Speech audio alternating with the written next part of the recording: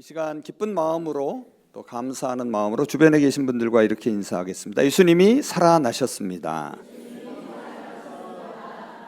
한 번 더 인사하겠습니다. 예수님이 우리의 주님이십니다.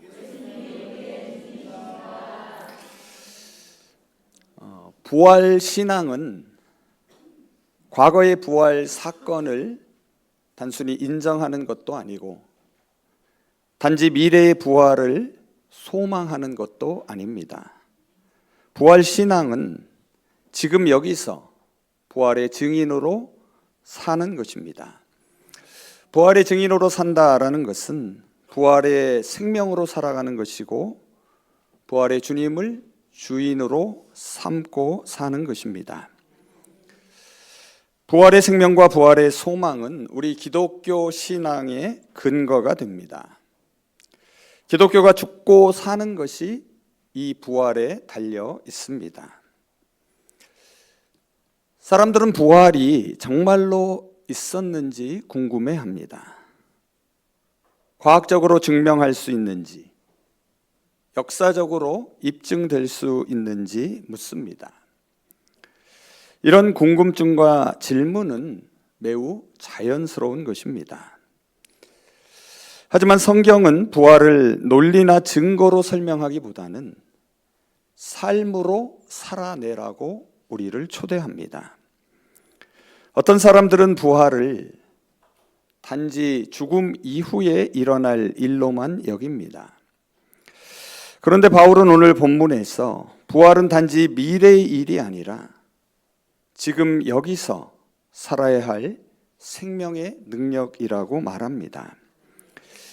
오늘 우리가 함께 읽은 고린도전서 15장 19절에서 26절 말씀은 예수님의 부활이 우리에게 어떠한 의미인지를 깊이 생각하게 합니다.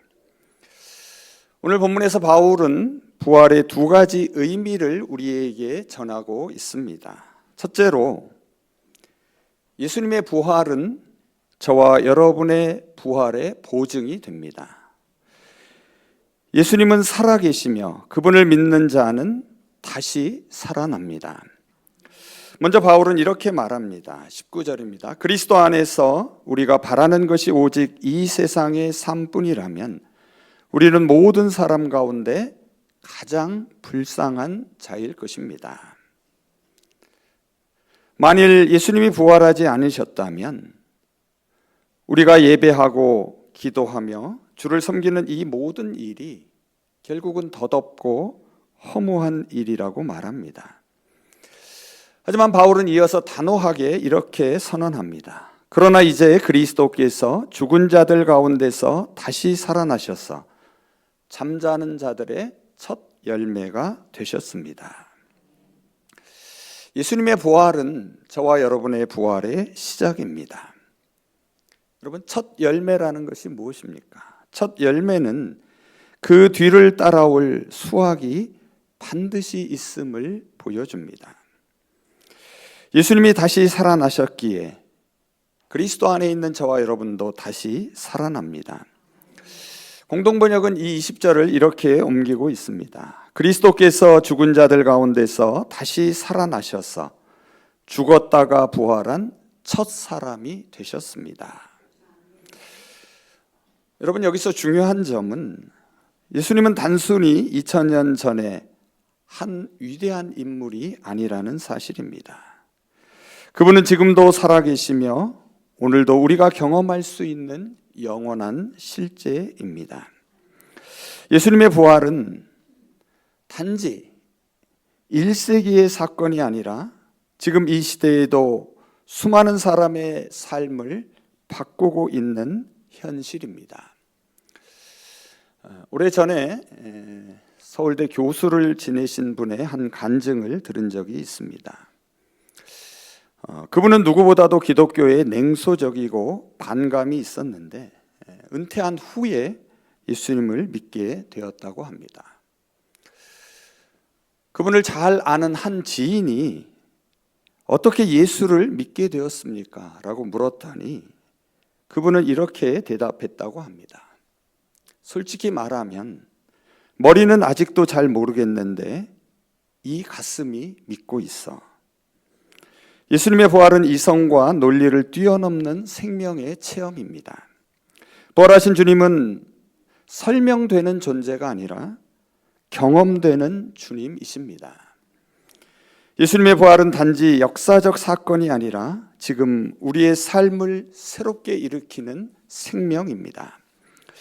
다음 둘째로 다시 살아나신 예수님은 우리 삶의 주님이 되십니다.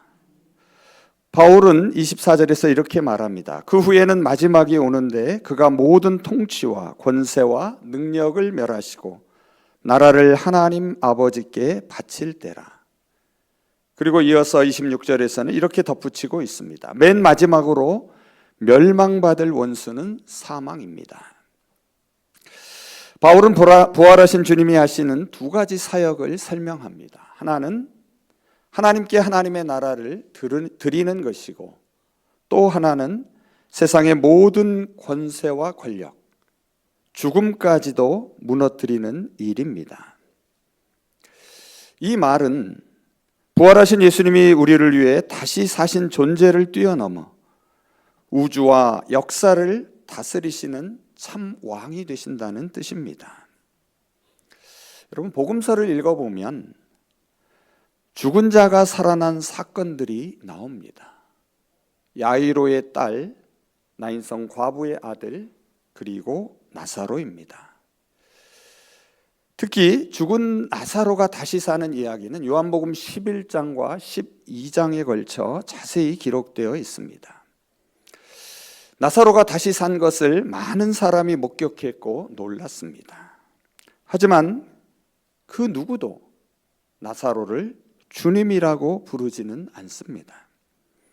그는 단지 다시 살아난 사람일 뿐이고 후에 죽었습니다. 하지만 예수님은 다릅니다. 예수님의 부활은 단지 생명의 연장이 아니라 하나님의 영광을 나타냅니다. 예수님의 부활은 하나님께서 그를 높이시고 당신의 우편에 앉으신 사건입니다. 그리고 이 부활은 세상 권력자들에게 선포하는 선언이기도 합니다. 진정한 삶의 주인은 로마의 황제가 아니라, 예수를 죽인 권력이 아니라 죽음을 이긴 예수 그리스도라고 선포합니다. 예수님의 부활은 저와 여러분에게 이렇게 질문합니다. 누가 당신의 삶의 진짜 주인이십니까? 그리고 예수님의 부활은 이렇게 대답합니다. 하나님께서 죽음에서 다시 살리신 예수 그리스도가 당신의 주님이십니다. 사랑하는 여러분, 이 부활의 진리가 오늘 우리의 삶에, 그리고 우리의 죽음 이후에도 소망과 확신이 되기를 바랍니다. 이제 말씀을 정리해 보겠습니다. 사람들은 종종 묻습니다. 부활은 정말 있었을까? 부활은 실제로 어떻게 일어난 일일까? 그래서 부활을 증명하려 하지만 부활은 결코 증명으로 완성되지 않습니다. 설령 누군가가 이를 논리나 과학으로 입증한다 해도 그 사실이 우리의 삶을 변화시키지는 못하기 때문입니다. 증명하려는 태도는 부활을 과거의 사건, 박제된 역사로만 남게 합니다. 지금 여기 우리의 삶과는 동떨어진 것이 됩니다. 또 어떤 이들은 부활을 단지 믿음의 문제로만 생각하고 부활을 죽음 이후에 일어날 먼 미래의 사건으로 미루어 버립니다. 그렇게 되면 부활은 우리의 현재와 무관한 사건이 됩니다. 하지만 성서는 우리에게 이렇게 말하고 있습니다. 너희는 부활의 증인이 되라.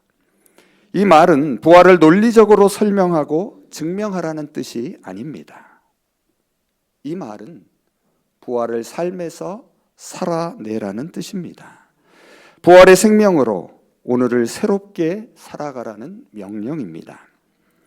다시 말해 부활을 살아내는 사람이 곧 부활의 증인입니다.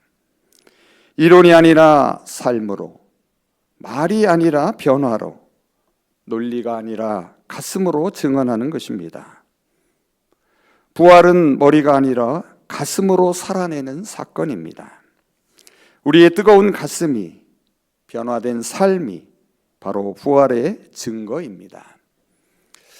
부활로 번역되는 그리스 말은 아나스타시스라는 말입니다. 이 말의 문자적 의미는 다시 선다, 그리고 위로 일어선다라는 뜻입니다. 예수님의 부활은 단순히 무덤에서 일어난 사건이 아니라 하늘을 향해 다시 일어서는 사건입니다.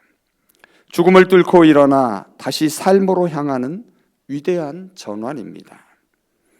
우리도 부활의 생명으로 주님과 함께 다시 일어설 것입니다.